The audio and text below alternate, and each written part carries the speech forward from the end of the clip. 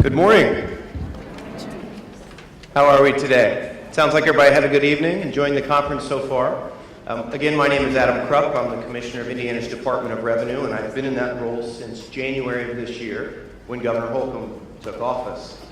Seated next to me is one of my teammates at the Department of Revenue, Darlie Gingrich. Please give her a nice welcome. Darlie is a supervisor in our customer service department at the Department of Revenue. So she's really the brains of the operation in terms of the two of us up here. I'm the one who's going to tell you all about some of the neat things we're doing, how we're changing the department, and then if you have specific questions that really get into the details and want to talk taxes and how you process forms, you have to talk to Darlie because she knows the answers to all those questions. All right, so let's get started. When Governor Holcomb was elected and came into office earlier this year, actually right before that, he laid out a legislative agenda that had 5 pillars. And you see those strong points right up there on the screen now. And so I wanted to talk to you about the 5th one at the bottom, delivering great government service, because that's where we come in. Okay, as much as I would love to do all of the other 4 things, and I think there are ways in which maybe we could help, the 5th is really the focus. Okay? Delivering great government service. So how do we do that at a great value to the citizens of Indiana? So that gets us into our objectives and our priorities for the Department of Revenue. And when I came in and joined the organization in January, I got asked that question a lot. Well, what are your objectives and what are the priorities for this agency moving forward? I said, well, that's a great question. Let me figure that out because I'd been there a day and I was still trying to find where the bathroom was. Okay? Here's the focus for us. And this is a top-down organization in terms of, so when we come up with these objectives and these priorities that impact millions of people and millions of transactions every day, every member of our organization understands this is where we need to be. And this is what we're focusing on. So I want to talk to you a little bit today. I only have 20 minutes. I could go on for hours if you'd like. I want to talk to you about each one of these in terms of some of the changes we're making and the things we're doing to better serve the citizens of Indiana and make all of your jobs easier on a day-to-day basis. Real quick, though, before I get into customer service and what we're doing. So I did grow up in Plymouth, Marshall County. So Marshall County, there we go. Look at that, right in the front, too, like perfect students. Nobody ever wants to sit in the front row, but some of our friends have. So great, good to see you this morning. All right, so customer service. When I started the agency, I said, let's remember, we are in the customer service business. We are a government agency. Every single person employed by that organization is a public servant. That's who I am. That's who Darlie is. That's who the other 650 people that work at the Department of Revenue are. And I tell people all the time, public service is not for everybody. But if you choose it, okay, and if you select that to be your career or your chosen path for the next however long you want to be with us, remember the responsibility of being a public servant. You have to embrace that. Okay? You have to understand that everything you do every day matters. So I show this quote a lot to our staff. Act as if what you do makes a difference. Because it does. Right? Every transaction has the potential to impact someone's life, negatively or positively, okay? You can't carry over anything you've felt or learned or had preconceived ideas or judgments from the previous person you worked with or interacted with or the transaction that you worked through. Every single one you do is a clean slate, okay? We're in the customer service business. Okay? The mission of the Department of Revenue used to be to collect taxes, collect tax revenue, and to do a bunch of other things. And in January, I thought, I don't really like that, because that does not say who we are and what we're all about. Okay? If customer service is going to be the number one priority for the agency, let's just rewrite the mission statement. So let's get in front of a whiteboard and let's figure out what the mission should be of a large government agency that serves millions of people every single day. So now our mission is to serve Indiana by administering tax laws in a fair, secure, and efficient manner. To serve Indiana, not just to collect tax revenue. Okay? When we talk customer service, that mission changes everything. It's a subtle difference, But think about 650 people. When they come into an organization, they show up to work every day, and they think, well, the mission of the agency is to collect revenue, so that's what I'm going to do. I don't care if I don't need to be nice. I don't need to make friends. I just need to bring in as much revenue as I can. Okay, that's why we changed that mission to serve Indiana. It's about customer service. It's about public service. So now our folks are taught to learn and operate on a daily basis, just like the customer service you receive at businesses in the private sector or out in retail establishments. You want to deliver the same. I always tell them, and I know my boss probably doesn't like to hear this, but I always tell our staff, you focus on the customer service, the revenue will come. Okay, because the laws are still in place. People will follow them or won't, and then we'll go after them. But the revenue is going to come. You focus on the service. Organizational health is another priority.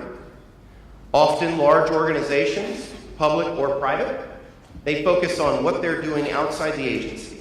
And they focus on, their products or their statutory purpose, like ours is to collect revenue. Hey, what products are we pushing? How do we look to the outside world? Well, as a government agency, that is very important. But just as important, especially if we're going to hit the first priority of customer service, is our organizational health. So since January, we have spent month after month and countless hours coming up with ways to better the lives of our staff, build morale among our employees, because I truly believe if you don't have a healthy organization, you're not going to deliver best-in-class customer service. I think they go hand in hand. Okay? If the morale in the workplace environment is poor, how do you expect people to deliver great customer service? Okay? You want people to be in a good mood. You want them to enjoy their job. You want them to have fun. Work hard, play hard, right?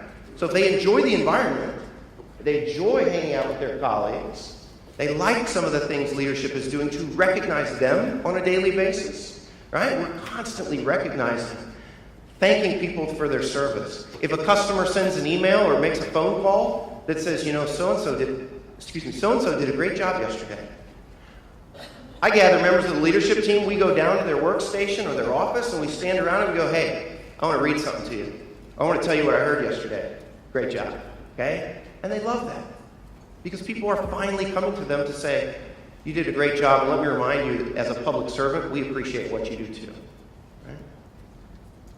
So in terms of organizational health and how we get there, when I came in January, I brought an entirely new leadership team with me. Okay? Chief Operating Officer, CFO, General Counsel, Policy Director, a new Executive Director of the Call Center, which is our Customer Service Center. Okay, that was a new position, just like Chief Operating Officer. And we said, so with all these new people, we can talk about these priorities and objectives all day long. And we can talk about organizational health and what it means to build and nurture a healthy organization. But how are we going to make sure we're on the same page? So we started a book club. Okay? I picked a book, took some inspiration from my wife because she has a book club, but I don't think they read, they just drink wine, right? They don't.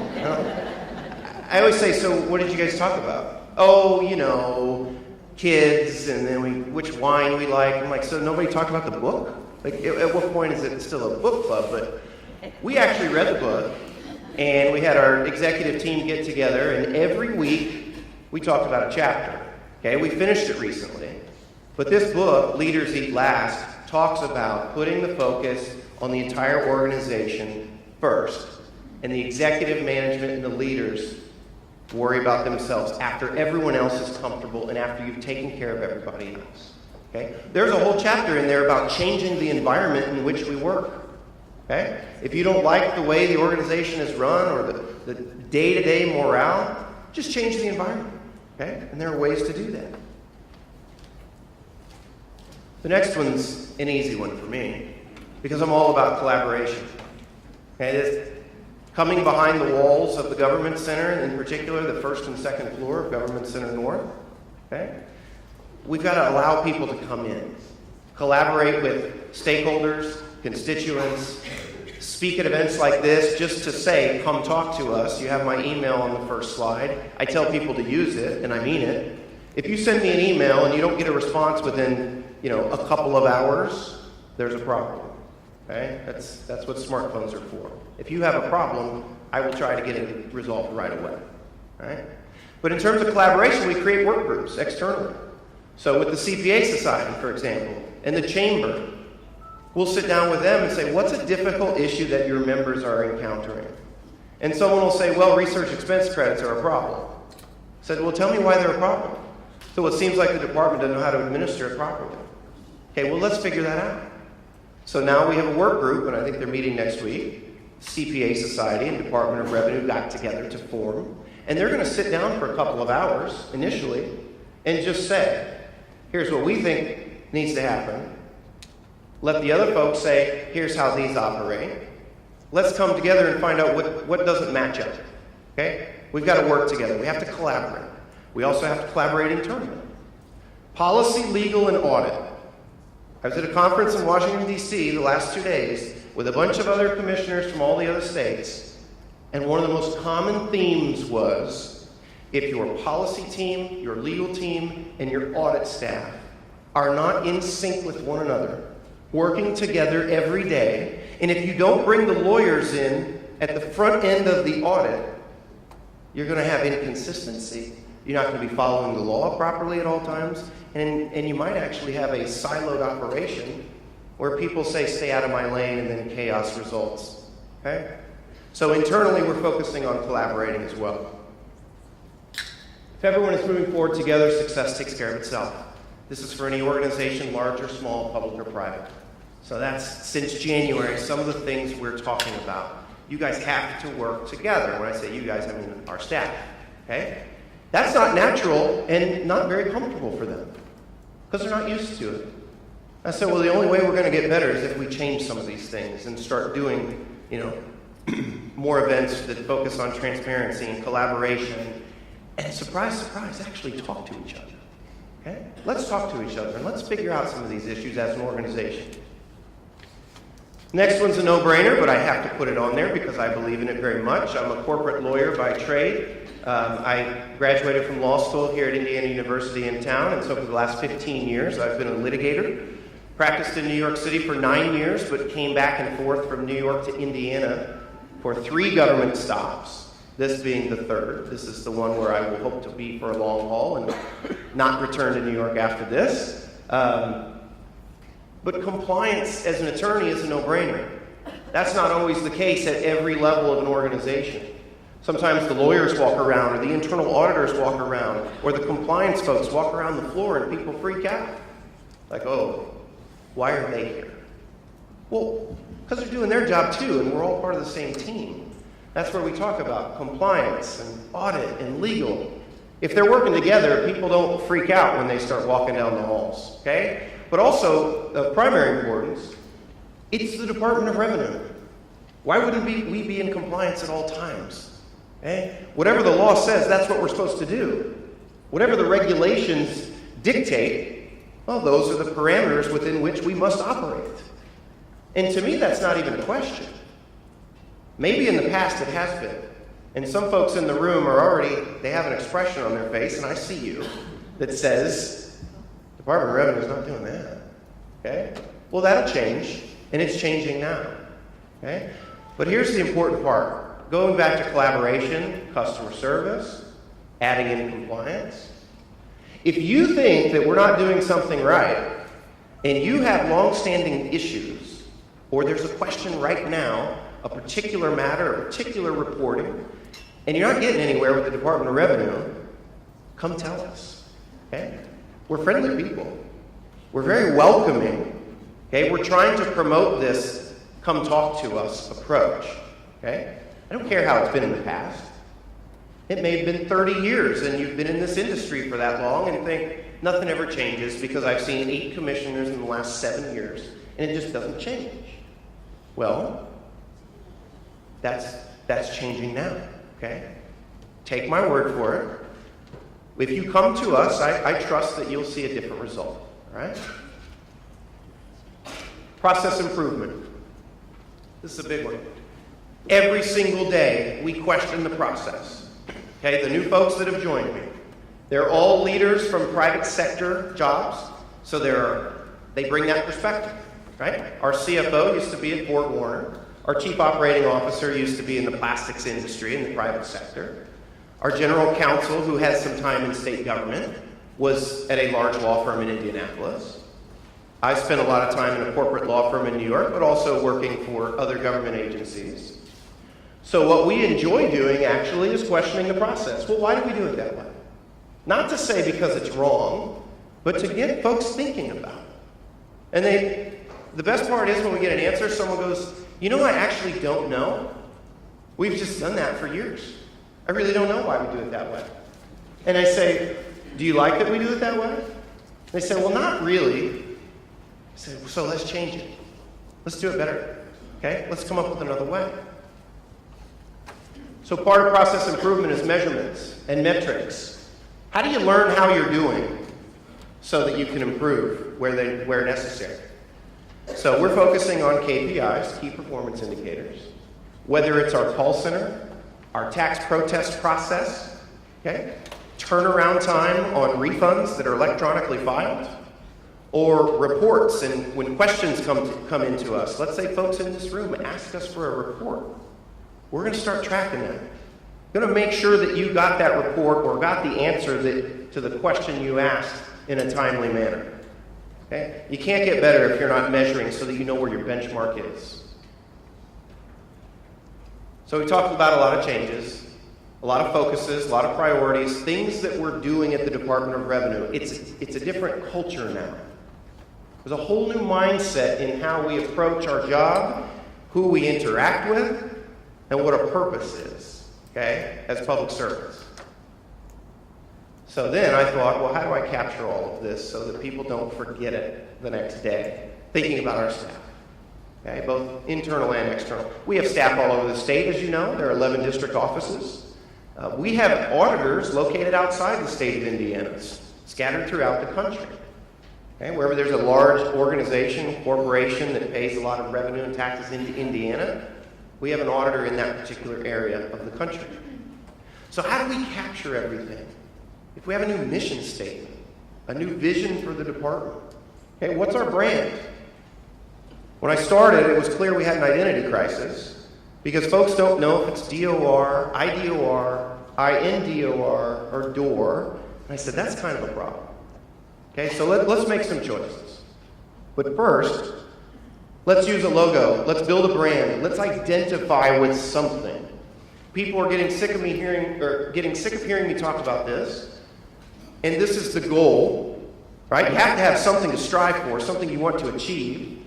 So at the Department of Revenue, we have the Pyramid of Excellence. And some of you looked at the person sitting next to you and go, they're not excellent right now at all. In fact, they're far from it.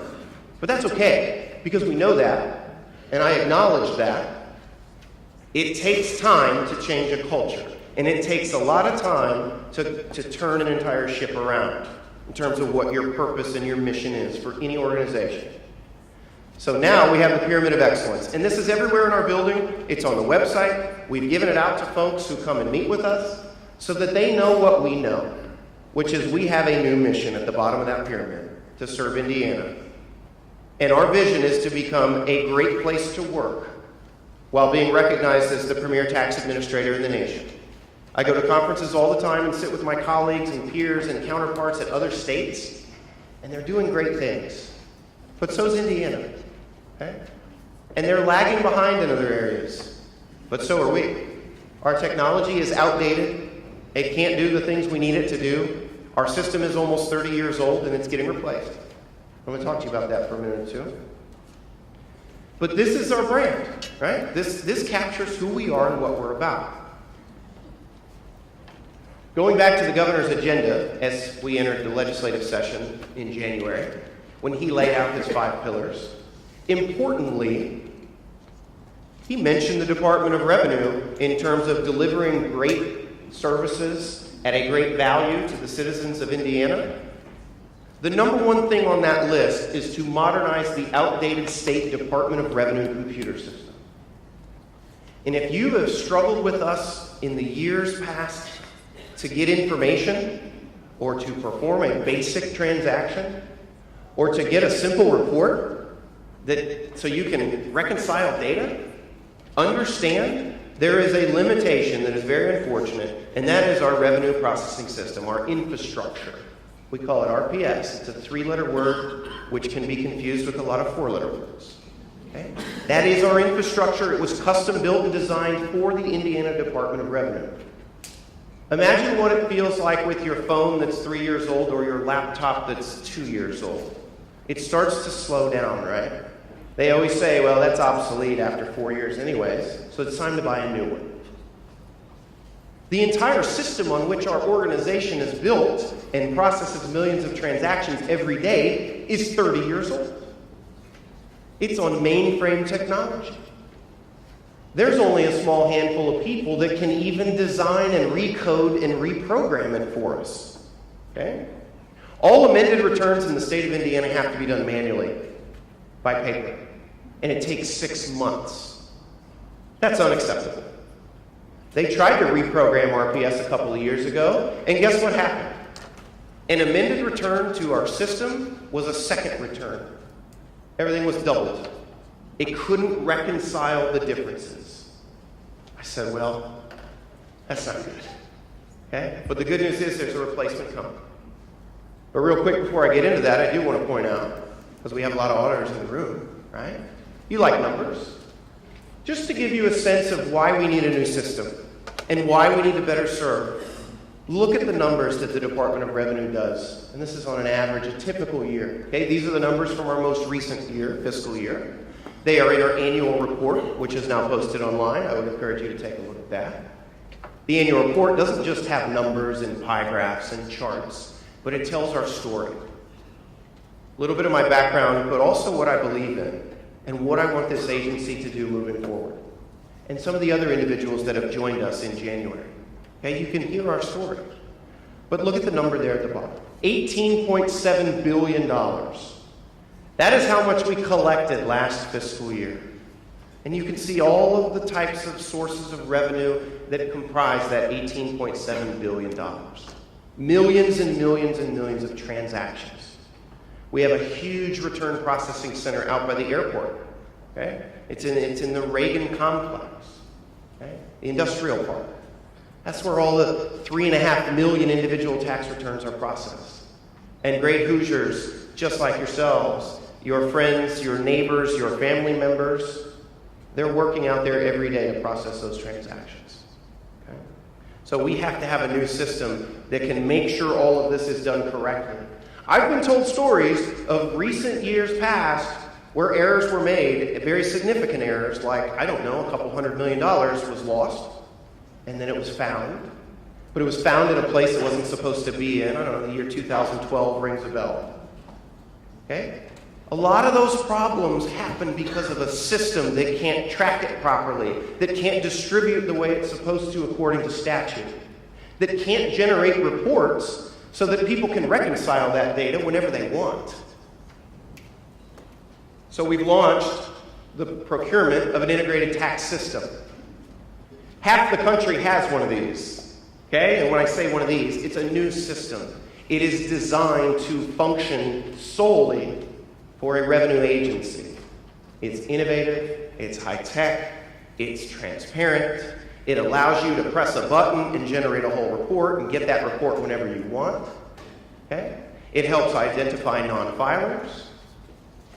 It will process amended returns. It'll do all the kinds of things people have complained about for a long time. And the answer from the Department of Revenue, unfortunately, has been, our system, it's just old and it can't really do that. I'm sorry, but I hope we get a new one. Well, it was funded.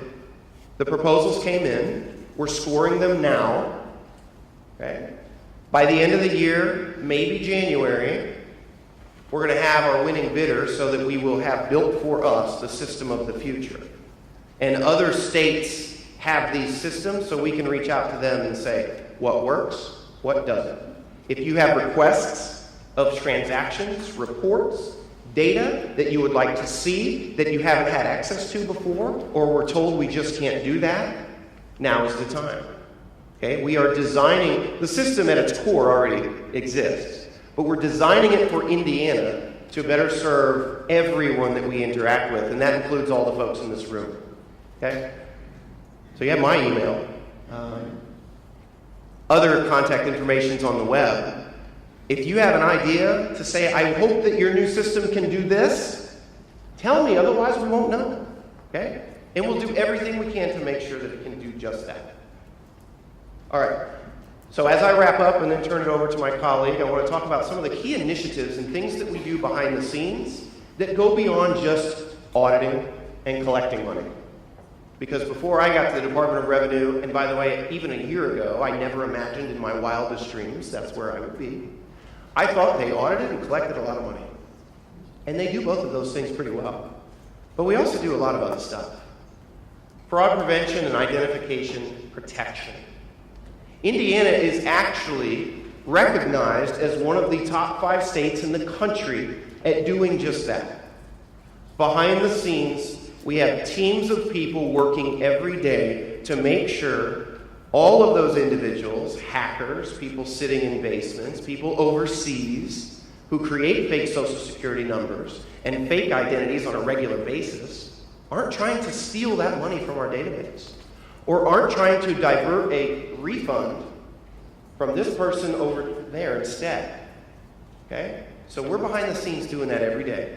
We send out identification quiz letters, right? Just to say, hey, it looks like maybe some information changed, or you wanted to direct deposit your refund into a new bank account, whereas the last 5 years it's always gone into this other bank account. We just want to confirm that that's you. And so to do that, can you please answer 4 simple questions that'll take you less than 3 minutes, and then we'll process the return. My hope is that people appreciate that. It might slow down the refund by 4 or 5 days, but wouldn't you rather know that it's actually going to you instead of someone else? And then when someone else gets it, we have to work with you to say, gosh, sorry that that happened. It's probably going to take us a couple months to figure out where it went. So let's get it back for you. Overhaul of our tax protest process. I'm not going to go into this in great detail. The lawyers care very deeply about this one. But now there's accountability, transparency, and metrics. When a protest is filed with the Indiana Department of Revenue, cradle to grave, it is supposed to be filed and receive a letter of finding, which means the conclusion of the protest within 110 days. And in the past, it's taken years. Okay? Our new general counsel and myself, we got together and said that process is broken, it's not transparent, and it's not fair to anybody. Okay, someone got a letter of finding and resolved their protest who filed their protest a year before this individual that still hasn't received a letter of finding. That's not fair. So let's fix that process. Geocoding software utilization. This is important down at the local level. Okay? Municipalities, counties, smaller taxing districts. When a business registers with the Secretary of State or Indiana Department of Revenue, they tell us where they're located. Okay? So there are errors. I'm sure some of you know especially about food and beverage tax down at the local level. Someone tells us they're located in Westfield, and they fill out the paperwork, so we upload it into our system to say this business is in Westfield. So Westfield food and beverage tax.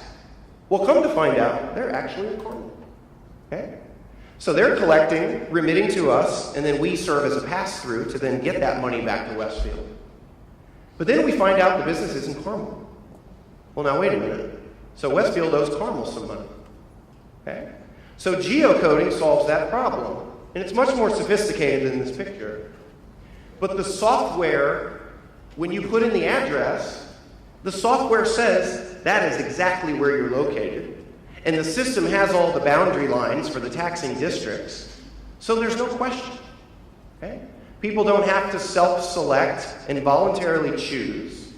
We don't have to say, no, I don't think that's right. I think you're actually in Zionsville instead of Whitestown. Okay? The system tells everybody. It's 100% accurate. It's coming from up above. Okay? From the local level, we receive those boundary lines. We just program them in. So I'm working with the Secretary of State to figure this out and make sure this applies statewide. We will get rid of the problem of 2 municipalities having to audit each other and pass money back and forth. Okay, we're going to get rid of that problem. Social media strategy, okay, we want to be out there more. Government should not be behind the scenes all the time and the folks that you don't come speak to or you don't interact with. So we've been all throughout the state in the last couple of months to say, here's who we are. Let's put faces with names. Let's show people that we are also people. We are your neighbors. We are your friends. We are your family members. Okay? We're not just a bunch of computers and robots behind the scenes trying to process transactions. They are real people, and they care. And they have chosen the opportunity to serve this great state of Indiana. Right? Plain Talk Initiative, we're almost done. Correspondence review. I know we send a lot of letters and correspondence, thousands every day, and some of them don't make any sense. Okay? I used to live in New York, and a couple of weeks ago I got an audit letter, a potential audit letter from the state of New York. I did. So I met my colleague, the commissioner from New York, 2 days ago, and I took that letter with me, because she was also at the conference. I said, was this a prank? You're auditing me? Really? Well, I lived in New York for 1 month back in 2014. I actually filed my taxes, too. But they sent me a letter that said, you may or may not have filed the appropriate documentation, which may or may not indicate that you left out something over here. I said, well, did I? Didn't. I have no idea. You should know. If you're potentially auditing me, you should be the ones that know if I did or I didn't. So I asked her that, and she said, oh, that's just a simple desk audit. We send out letters all the time. Most of those don't even get opened. I said, well, so, okay, that's a lot of paper, that's a lot of processing, that's a lot of individual time, that's a lot of postage, and most of them don't get answered? Why are you sending these? She's like, well, it's just what we do. Okay. So since I opened it, do I have to actually submit the documentation, or can I ignore it? She didn't laugh. So we're looking at all of our correspondence to say, if we, as the employees that live this every day, can't understand it, think about what everybody else thinks when they get that letter. Okay? They read it and they go, oh God, the Department of Revenue is after me. Or sometimes they'll say the IRS is after me, thinking that we're the IRS. They'll go, I didn't know what to do, so I'm going to go hire somebody and pay them too much money to basically say, oh, this is nothing. You just need to send in this form. Well, if we just need somebody to send in a form, let's just tell them that. Okay? Let's not write 4 paragraphs that confuse people to say, it could be the case that you didn't do this, and I'm not sure, so why don't you consider doing this? Right? It's unnecessary. So some folks like to casually refer to it as our no mumbo jumbo project. Right? You got to have legalese in there. You've got to cite to the statute, but we still need to use plain English and talk to people in ways that they can understand what it is we're trying to say. And lastly, for me, I know I've gone over my time. It just happens. I'm sorry. Commissioners Advisory Council. We just put out a press release. We announced this a couple of days ago. It's something I'm very excited about. Indiana has not had one before for the Department of Revenue. This is a statewide endeavor, and it starts in January of 2018, where 12 individuals will be appointed to this council. I said, I don't care if it's an auditor, a lawyer, a business owner, just an everyday Hoosier that cares about good government and improving the process. Okay, 4 people have asked since the other day when we launched this, well, can I apply if I'm fill in the blank with a profession? And the response is, of course. This is for everybody. Anybody can apply for this. So we're going to look at the applications. We're going to select 12 people. And we're going to sit down and collaborate and say, tell us how we can get better. And then we're going to tell them some of the things that we do in greater detail. And we're going to take them on a tour of our return processing center so they can see what it's like to process millions of transactions every year. We're going to let people behind the scenes pull back the curtain and say, so that's what you guys do every day. Interesting. It's more complicated than I thought. Okay? And then we're going to hear from them, right? Everybody's going to participate in this together. So we're going to make selections in December. If anybody is interested, it's on our website right now. There is an application you can download, and you can submit it via email or you can mail it in. And then in early December, we're going to pick 12 people to be the first advisory council. Okay? It'll be a 2-year term. People can drop off, we can rotate, and we're going to meet quarterly. It's going to be fantastic because it's the only way we're actually going to get better. Okay? I threw this picture in, right? Everybody knows 12 Angry Men. Let me tell you right now, the only part of this picture that applies to what we're going to do is that it's going to have a bunch of people sitting around a table collaborating together. In my mind, and in a perfect world, it will not be 12 old white guys sitting around a table saying, well, let's fix taxes. Okay? I want diversity. I want geographical diversity. This is open to the entire state. Some of the applications that have come in already have come in from South Bend, Muncie, Indianapolis, trying to get somebody from the southern part of the state if you're interested in this. Okay, so that's the purpose. Our objectives are to improve the process and to make the Department of Revenue better for all of you. So again, thank you very much for having me this morning. I appreciate your time and attention. If you have questions, you can always email me. You can ask Darlie your specific, more difficult questions. But right now, I'm going to turn it over to Darlie, who's going to talk to you in greater detail about the process for the Department of Revenue.